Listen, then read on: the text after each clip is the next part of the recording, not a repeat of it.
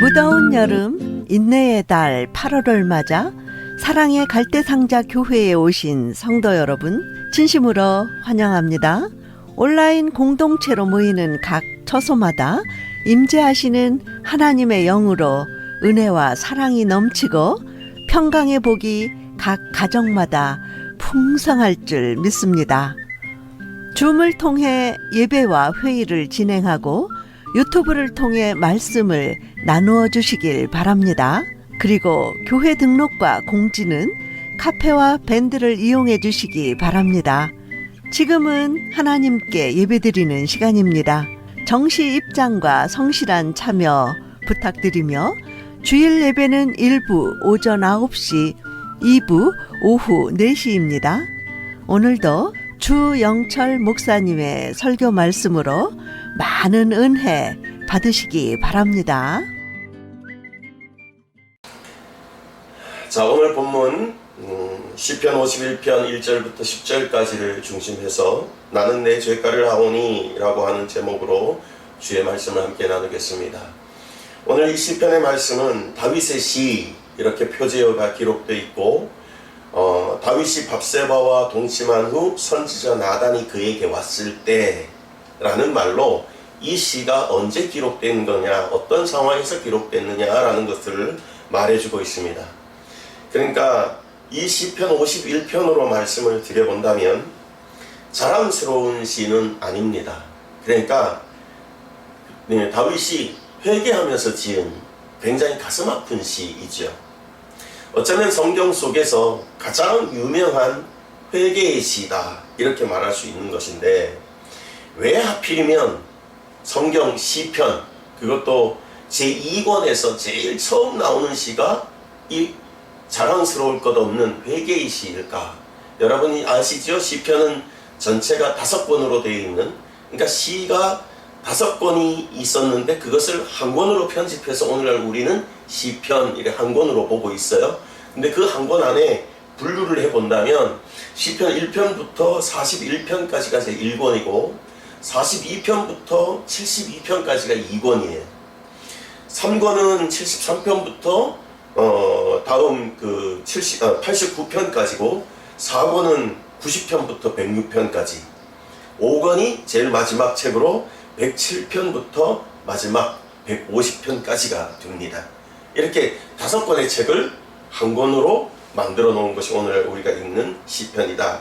이런 정도는 여러분들이 몇 편에서 몇 편까지 숫자는 정확히 몰라도 5권이 이루어진 것이 한 권으로 편집됐다, 이런 정도는 잘 아실 것이다 이렇게 생각이 들어요.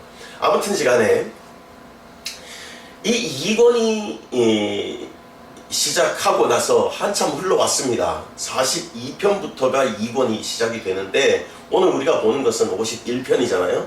근데 전체 150편 중에서 다윗의 시가 거의 절반을 차지합니다.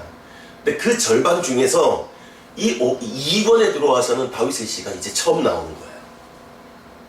그전에는 뭐 고라 자손들의 시들이 쭉 이어오기도 하고 그러다가 이 다윗의 시가 2권에서는 제일 처음 나오는데, 왜 하필이면 2권에서 제일 처음 나오는 시, 그것도 다윗이 지은 절반에 이르는 분량 가운데서 이 회개의 시가 먼저 등장할까라고 하는 그 의미를 조금 둬서 생각해 보고자 하는 거지요.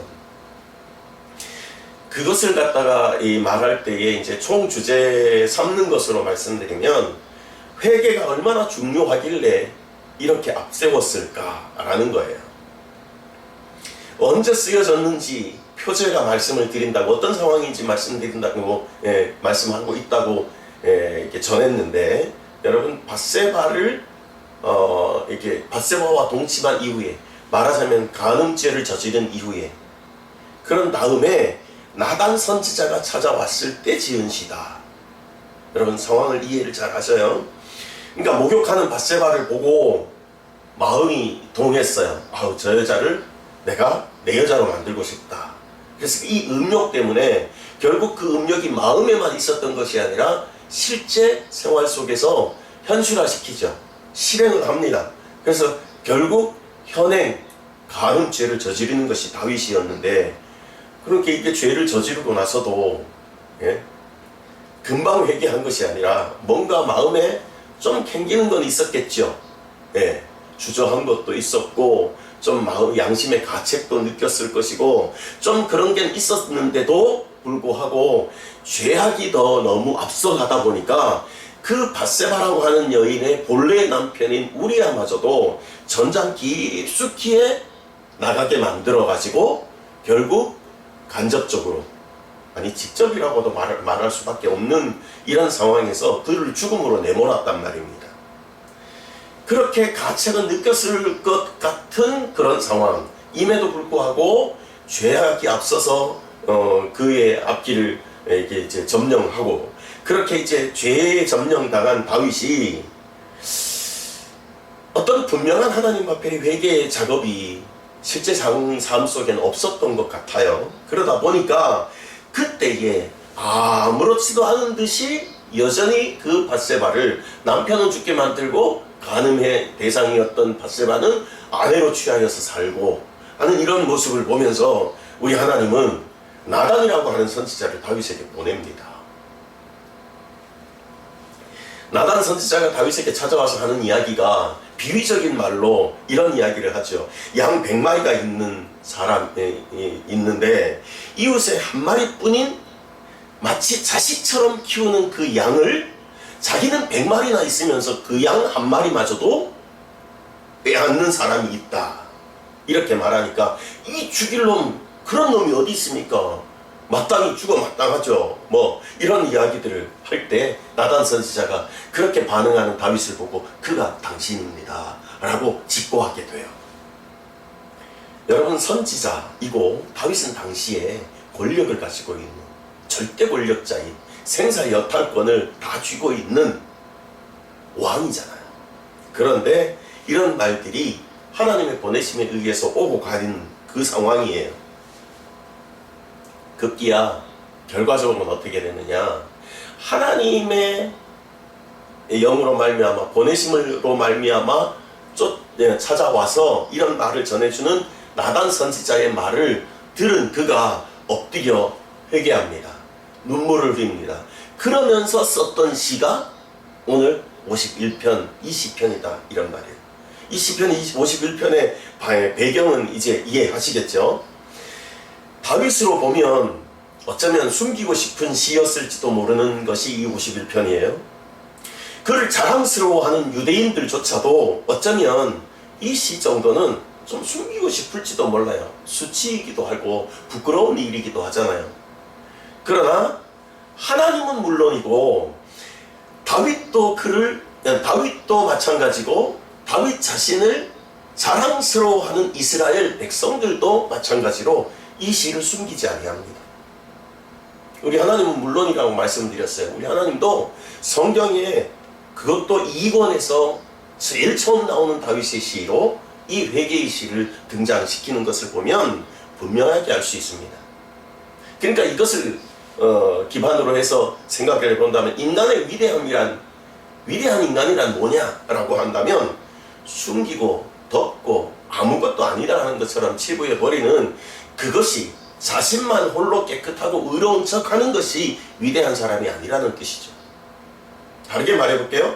오히려 자신의 허물을, 잘못을, 실수를 인정하고 그러면서 그것이 내가 잘못되었다 라고 여기고 그것을 고쳐 행하려고 애쓰는 사람이, 그 사람이 진짜로 위대한 사람이다라는 말입니다. 그것까지도 용서하시고 사랑하시는 하나님을 오히려 내 죄가를 통해서 하나님이 이런 나도 용서하신다라고 증거할 줄 아는 사람이 정말 믿음 안에서도 위대한 사람이죠.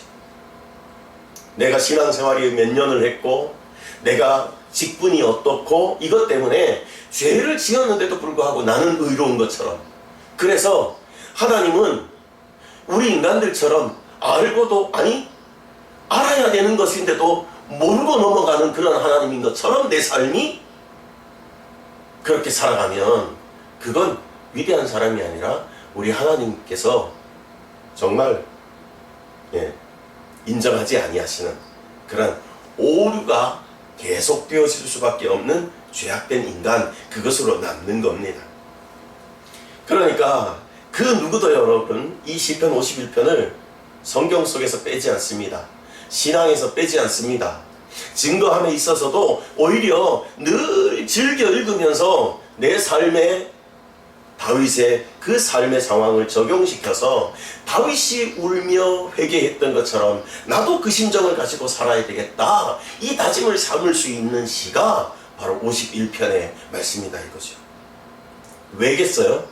우리 가운데도 다윗과 같은 그런 죄성들이 누구는 이 제목으로 누구는 저 제목으로 늘 있기 때문에 그렇습니다. 모든 인간이 죄인이잖아요. 누구는 음욕을 품는 마음이고 누구는 부정하고 누구는 게으르고 누구는 자기를 드러내는 의의 마음이 있고 이런 등등의 것들이 너나 할 것 없이 다 있어요. 자, 주일 아침에 너무 이런 죄악된 것들을 들추어서 말씀을 나누는 우리가 마음 아파하기를 바라서 이 말씀을 전하는 게 아닙니다.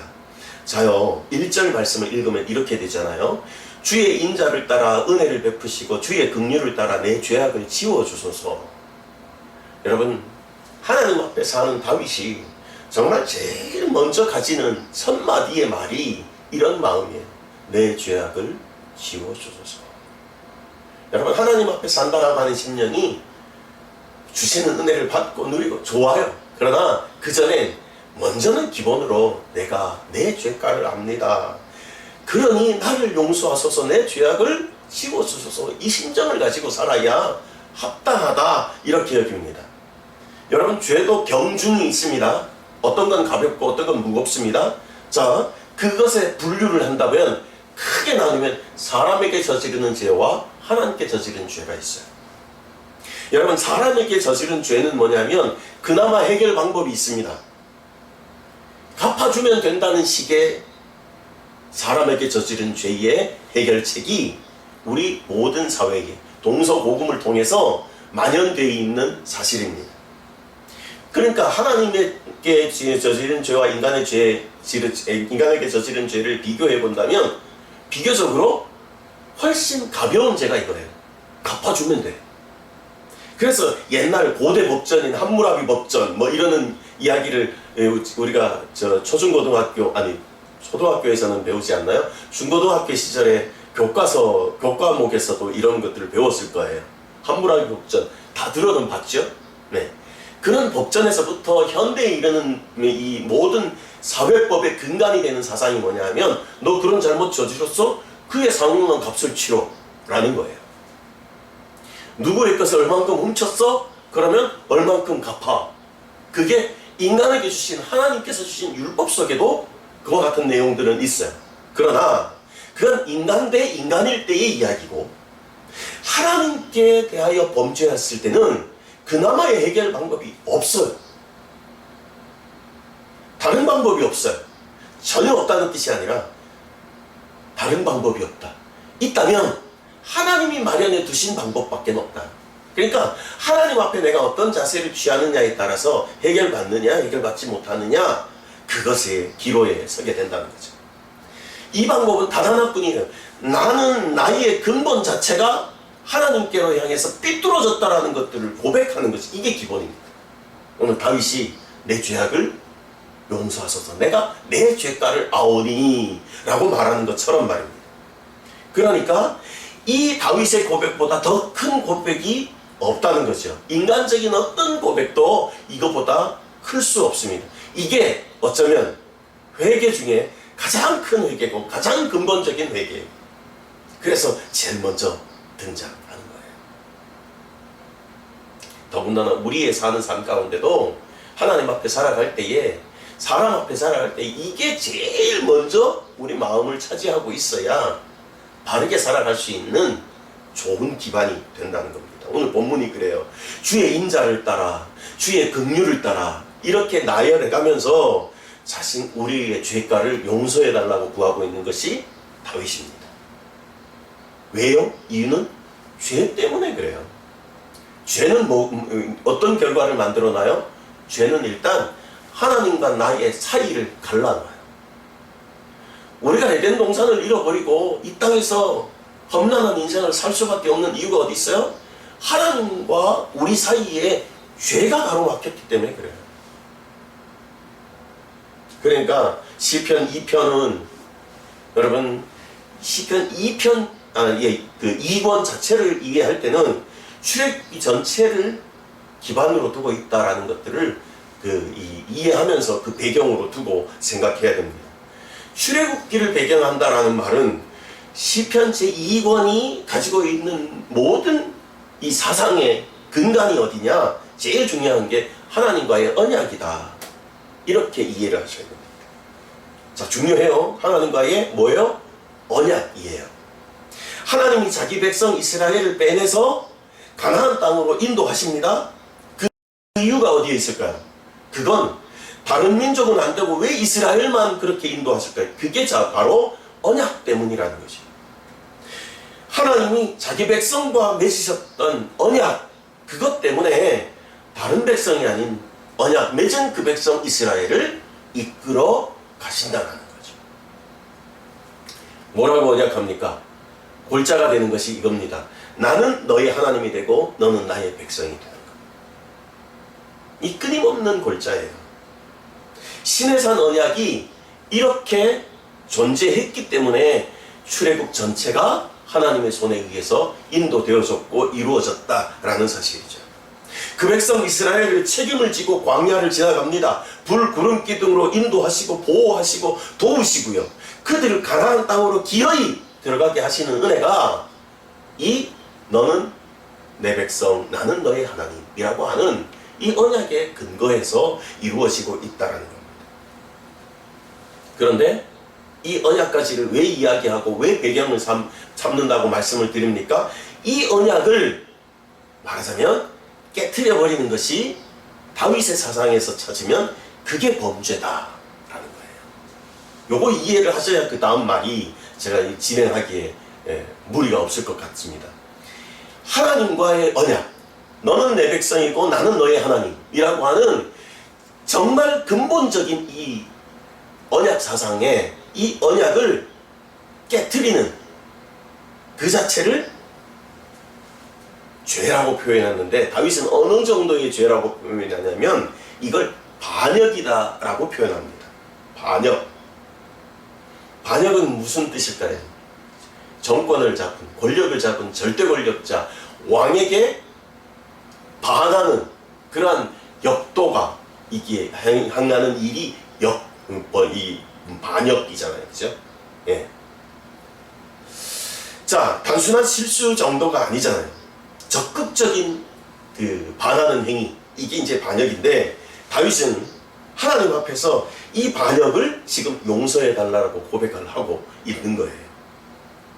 이렇게 기록하죠. 내 죄악을 지워주소서. 그런데 여기에 사용되는 죄악이라는 말을 원어적으로는 회사라고 하는 단어를 씁니다. 이게 뭐냐 하면 반역이라는 말로 해석을 할 수 있는 단어이죠.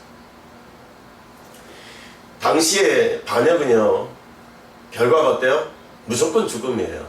우리가 알고 있는 고려 시대, 조선 시대 할 것 없이 우리 역사 속에도 반역, 그러면 역도들을 다 추포하라! 이렇게 그러면 명령이 내려지면 어느 정도 범위까지요? 구족을 다 쓸어갑니다. 그래서 구족을 멸한다. 이게 반역죄, 역도들에게 내려지는 크나큰 형벌일 수밖에 없었습니다. 변명이 필요 없어요. 누구 하나가 잘못하면 그를 중심으로 부족을 다 멸할 정도로 엄청난 죄, 그 값을 치러야 되는 것이 바로 반역이었다는 거죠. 다윗은 지금 내가 하나님 앞에 그런 반역죄를 졌어요. 그런 반역죄를 용서해 주세요 라고 지금 회개하고 있는 겁니다. 하나님, 내가 저지른 죄는 바로 반역죄와 같습니다 라는 고백. 그러니까 나를 통해서 하나님께서는 이루고자 하시는 하나님의 나라가 있었는데 그 하나님의 나라를 내가 깨트릴 만한 반하는 삶을 내 삶으로 살았습니다 라고 그 어마어마한 죄의 경중을 하나님 앞에 고하고 있는 거죠. 여러분, 이건 대단한 고백입니다. 그러면서 한편에선 바람직한 고백입니다. 내 지은 죄가 분명하게 어떤 죄다라는 그 경중을 참 바르게 이해한 고백이라고 말할 수 있습니다. 이처럼 우리도 죄에 대해서 좀 민감하고 바르게 인지할 수 있는 감각이 있어야 될 텐데 그게 뭘까? 그 방법은 뭘까? 그걸 이제 오늘 우리가 마음에 좀 새겨보고 싶어요. 그건 죄에 대해서 민감해질 수 있는 방법이란 뭐냐면 하나님과 나 사이에 언약을 맺으신 그 언약을 늘 기억하는 것밖에 없습니다. 내가 하나님과 어떤 관계예요? 나는 하나님의 백성이고 하나님은 내 하나님이죠. 다른 표현으로도 있죠. 하나님은 내 참 부모이시고 나는 하나님의 자녀예요. 하나님은 나의 주인이시고 나는 하나님의 종이에요. 이런 개념들을 늘 잊지 않고 살아야 되는 거예요. 다르게 더 줄여서 한마디로 말하면 하나님과 나와의 관계를 기억하고 사는 거예요. 그거 없으면 세상 사람들과 믿음의 사람들이 구별이 없는 거고 똑같은 거죠. 이 중심이 우리 모두에게 있기를 바랍니다. 여러분, 사람만 생각하면 누구나 다 뭐 그런데 뭐 까짓거 어때? 이렇게 돼요. 그러니까 남들이 모르면 괜찮으니까 몰래 하면 된다라고 생각해요. 안 들키면 된다라고 생각해요. 여러분, 세상에 있는 사람들이 누구는 교도소에 들어가 있고 누구는 교도소 밖에 살잖아요. 그러니까 교도소 안 사람은 죄인이고 밖에 있는 사람은 죄인이 아닙니까? 아니에요. 하나님 앞에 세워놓으면 저나 우리나 다 죄인인데 세상적인 분류에서는 그래도 이제 사회법이라는 것이 있으니까 구별해 놓은 게 들킨 놈은 들어가고 안 들킨 놈은 여기 살고, 그게 우리가 살아가고 있는 분류되어 있는 지금 현실이죠. 들킨 놈과 안 들킨 분이라고 말하는 거죠. 어쨌든 이런 두 부류의 삶 가운데서도 사람만 생각하면 어쨌든 살아갈 수 있을 것 같긴 해요. 그런데 이렇게 안 들키면 된다는 식의 합리화가 통하지 않는 것이 있습니다. 그게 하나님과의 관계예요. 하나님과의 관계가 우리에게 있기 때문에, 이걸 생각하고 있기 때문에 안 들키면 된다? 아니, 하나님은 하시는데 어떻게 가능하겠어요, 죄가. 그러니까 죄에 민감할 수밖에 없는 건 이 관계성을, 하나님과 나와의 이 관계성을 잊지 않는 것이 얼마나 중요한지 그걸 알게 만드는 거죠. 하나님은 내 모든 것을 아시고 주관하시는 분입니다. 믿으시지요?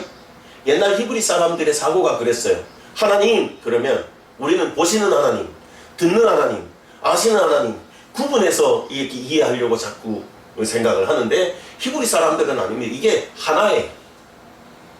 보는 거, 아는 거, 듣는 거 따로가 아니라 보고 듣고 아시는 하나님이 딱 그냥 한 개념이에요. 이 보고 듣고 아시는 하나님 앞에 어떤 것을 숨길 수 있고 어떤 것은 눈 감아달라고 말할 수 있을까요? 아무것도 가능하지 않습니다. 하나님 앞에 사는 삶, 그러니까 하나님이 기뻐하실 만큼, 하나님이 인정하실 만큼 살아야 되는 그 부단한 노력과 애씀이 믿음의 사람들에게는 다윗처럼 따를 수밖에 없다라는 겁니다. 자, 오늘 본문에 보면 더 중요한 것이 있어요.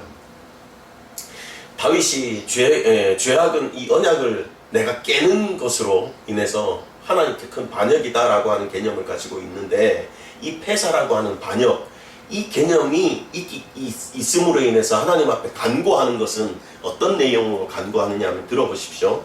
하나님이 어떤 분이냐라고 하는 고백을 담아서 고백합니다. 자, 주의 인자를 따라 그랬어요. 시편을 읽으면 계속해서 제가 이제 강조하는 것이 이 인자, 은혜 이런 것인데, 이 인자라는 단어를 조금 해석을 하면 헤세드라고 하는 원어의 단어예요. 헤세드는 어떤 뜻이라고 그랬죠? 자격 없는 자에게 주시는, 하나님이 위로부터 부어주시는, 거부할 수 없을 것 같아요. 풍성하고 넘치는 그런 은혜가, 그 사랑이 헤세드입니다. 그냥 쏟아 부어주는 거예요. 그게 말할 수 없는 은혜죠. 이 은혜를 따라 나를 용서해 주옵소서 라고 고백해요. 또 다른 단어는요, 긍휼을 따라 이렇게 고백합니다. 긍휼이라는 말은 히브리어는 라함입니다. 라함. 이 라함의 뜻은 어떤 뜻이냐면 어머니 자궁을 가지고 라함이라고 말합니다. 그러니까 아이가 생겼어요. 그 아이가 태중에 생김으로 말미암아 어머니가 어떻게 합니까? 뭐 여성분이 대부분인 분들은 남성들보다 훨씬 더 이해를 잘할 텐데, 그 아이는 자기 이상이잖아요. 그죠? 태중에 있는 아이가.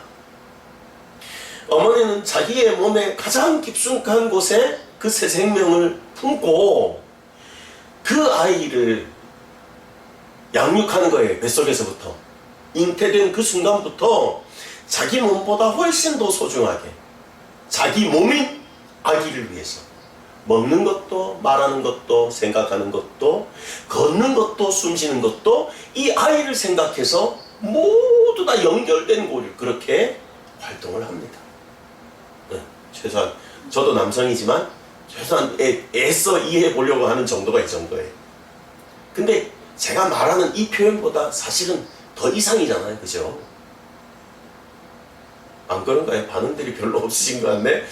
자, 어머니가 마치 태중에 잉태된 그 아이를 지키듯이, 품듯이 그렇게 나를 용서하소서 이렇게 다윗이 고백하는 겁니다. 뭘 통해서요? 라함이라고 하는 긍휼을 따라 말하는 그 단어를 통해서 그렇게 표현합니다.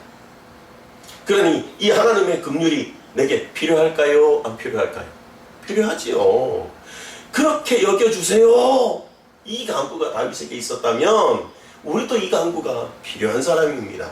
헤세드, 위로부터 부어주는 자격은 없지만 하나님이 부어주면 안 받을 수도 없고 받을 수밖에 없고 넘치게 만든 그런 결과가 만들어지는 그 헤세드의 은혜 필요할까요? 안 필요할까요? 필요하지요. 그죠? 그러니 그걸로 부어주세요. 나를 태중의 아이처럼 여겨주세요. 이 간구가 우리 하나님을 이해한, 용서하시는 하나님, 품어주시는 하나님, 그 이해에서 오는 거예요. 그보다 먼저는 뭐였다고요? 페사라고 하는, 나는 하나님께 반역한 자입니다. 그러나 나는 하나님께 잉태된 생명 아닙니까? 하나님이 쏟아 부어주시는 존재 아닙니까? 용서해 주세요. 이게 있는 거지요. 자, 그러니까 우리가 확실히 좀 기억합시다요. 하나님은 그렇게 나를 사랑하셨는데 나는 죄를 범했어요. 반역했어요. 그게 지금 다윗의 심정이거든요. 예. 우리가 성경을 읽으면서 알잖아요. 하나님이 다윗을 얼마나 사랑했어요. 얼마나 신뢰했어요. 그죠? 이새의 아들 다윗을 만나니 내 마음이 아픈 자다. 그렇게 표현할 만큼 그렇게 다윗을 정말 기꺼워하셨는데 이렇게 반역을, 이렇게 죄악을 저지르고 나니까 그걸 깨닫는 순간 다윗이 얼마나 하나님 앞에 눈물을 일으켰어요.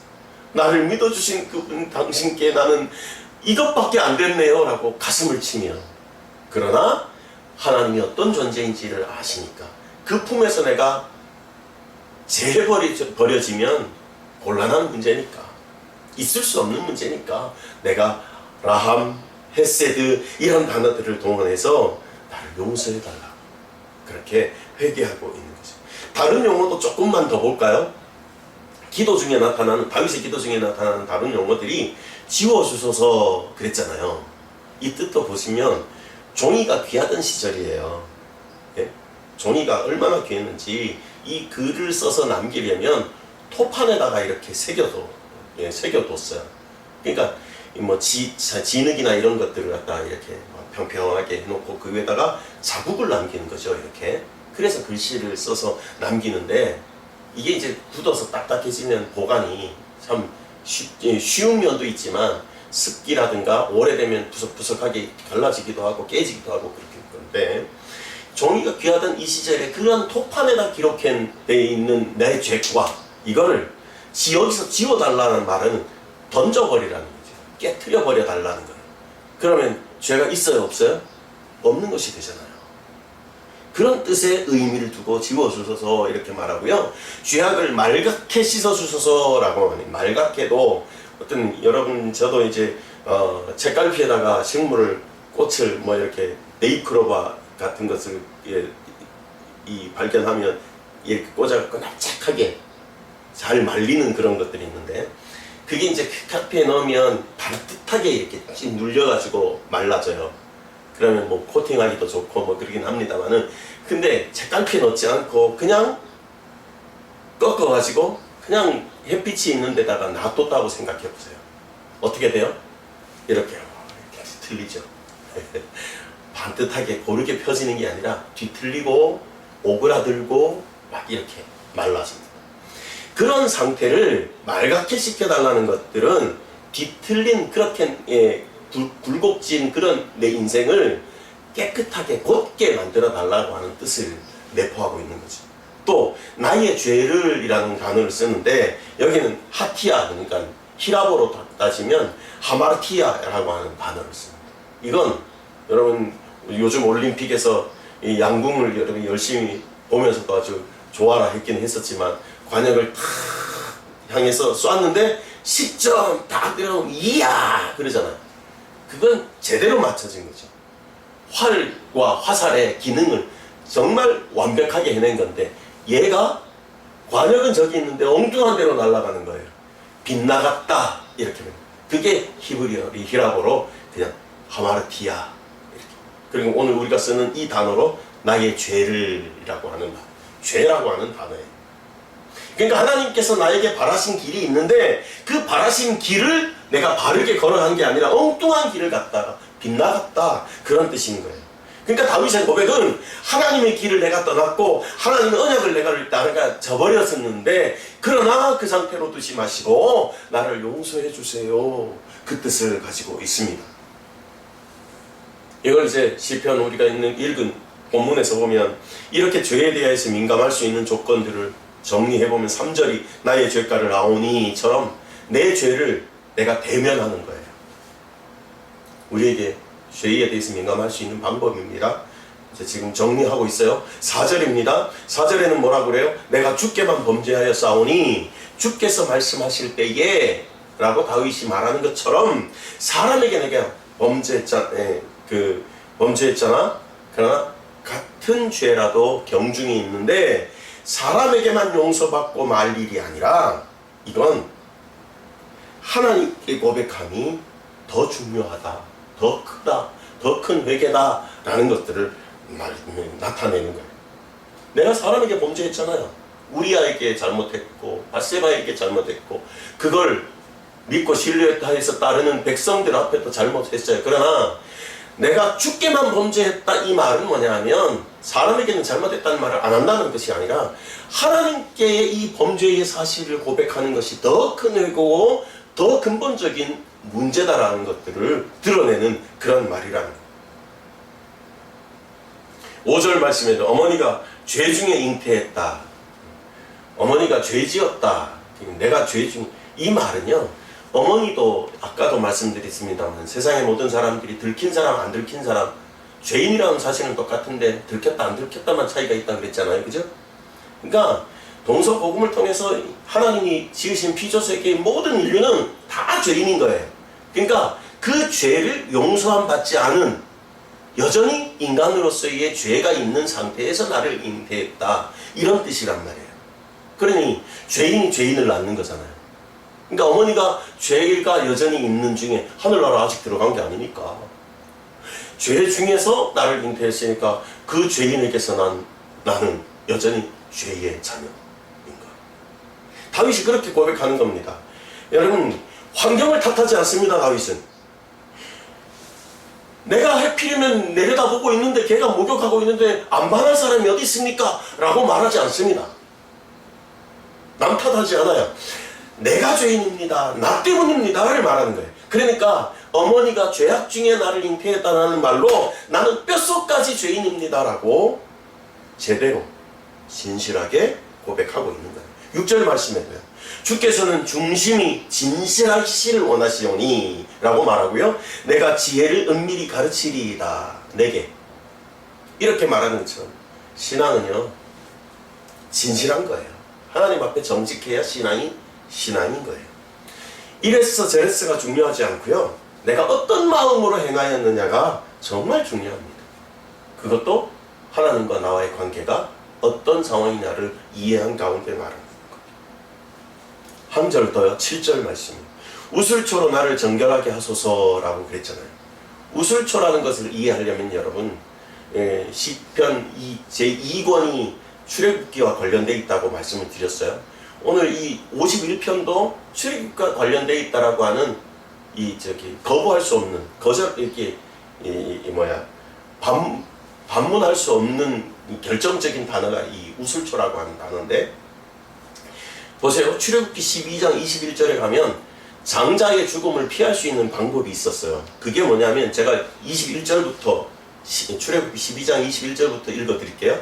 모세가 이스라엘 모든 장로를 불러서 그들에게 이르되 너희는 나가서 너희의 가족대로 어린 양을 택하여 유월절 양으로 잡고, 자 22절, 우슬초 묶음을 가져다가 그릇에 담은 피에 적셔서 그 피를 문 인방과 좌우 설주에 뿌리고 아침까지 한 사람도 자기 집 문 밖에 나가지 말라.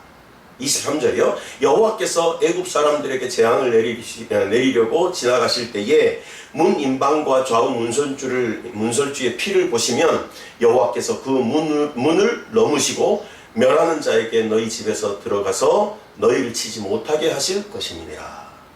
여러분, 그 문 인방에 장자가 죽음을 피할 수 있는 그 방법이 그들이 들어가 있는 인방 문설주에다가 우슬초로 양을 잡은 그 양의 피를 바르는 거였어요. 우슬초가 그런 도구로 쓰였던 그걸 지금 다윗이 기억하고 그걸 사용해서 기도하는 거예요.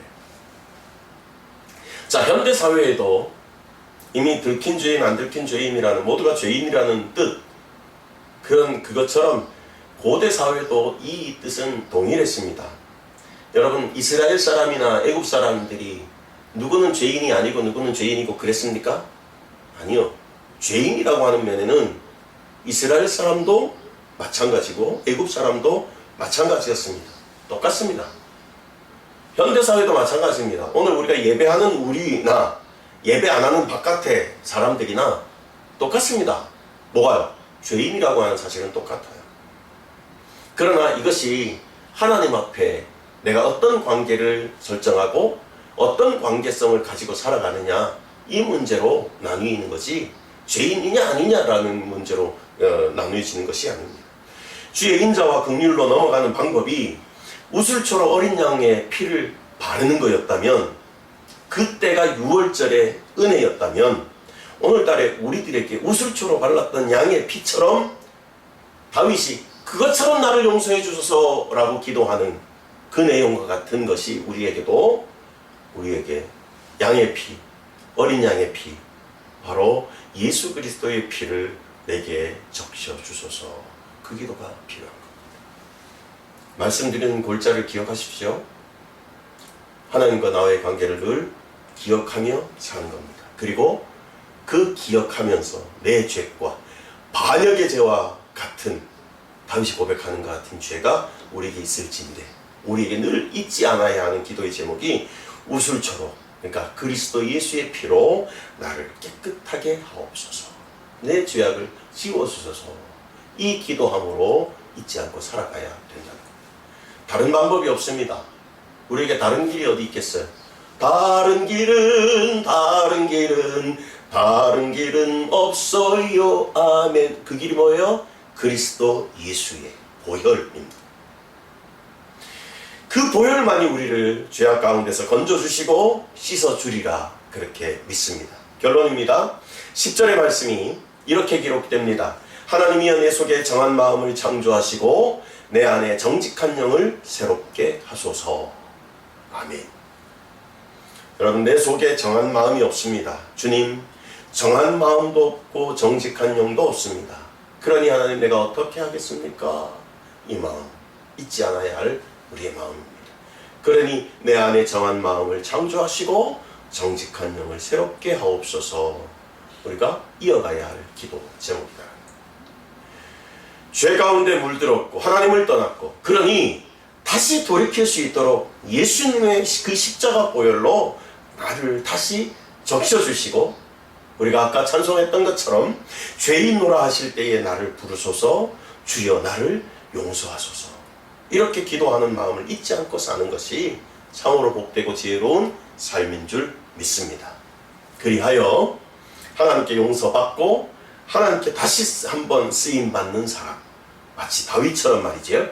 그래서 하나님께 다시 기쁨이 되고 이웃과 행복을 나누는 하나님의 사람, 그렇게 다시 한번 거듭나는 저와 여러분들, 우리 모든 믿음의 사람들이 되어지시길 예수의 이름으로 간절히 축복합니다.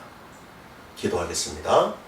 살아계신 하나님, 고맙습니다. 감사합니다. 연약한 우리들에게 하나님 앞에 어떻게 살아야 할지, 세상 사람과 다른 우리의 중심이 무엇이어야 할지 다시금 새겨주시니 감사합니다. 다윗처럼 우리가 하나님 앞에 헤세드의 은혜, 라함과 같은 은혜를 받고 누리며 살아야 될지인데, 그 먼저는 우리가 하나님 앞에 반역의 죄와 같은 큰 죄를 저질렀음을 기억함으로, 하나님은 나의 하나님이요 나는 하나님의 백성인 것을 기억함으로 하나님께 늘 용서를 구하는 심정을 잊지 않고 살도록 주님 붙들어 주시옵소서. 그 기본적인 하나님 앞에의 간구가 나를 살고 난 또한 다시 쓰임을 받으며 다윗처럼 아름다운 이름으로 남을 귀한 이름이 되게 하실 줄 믿습니다. 우리에게 이와 같이 말씀에 의한 회개의 심령을 허락하여 주옵시고, 늘 우리 스스로를 하나님 앞에, 말씀 앞에 바르게 세우는 우리 모두가 되게 하시고, 그 유일한 방법이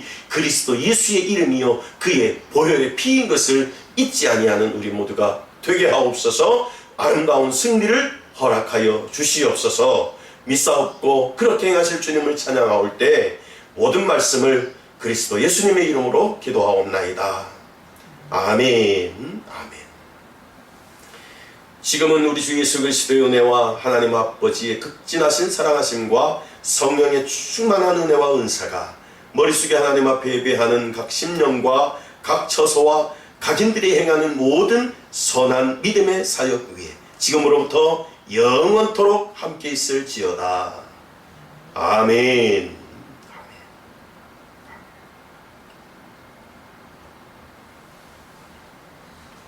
감사합니다. 예배 잘 마쳤습니다. 또 다음 주에 기쁘게 만나겠습니다. 샬롬. 너의 삶의 창조인 너의 참 부모이신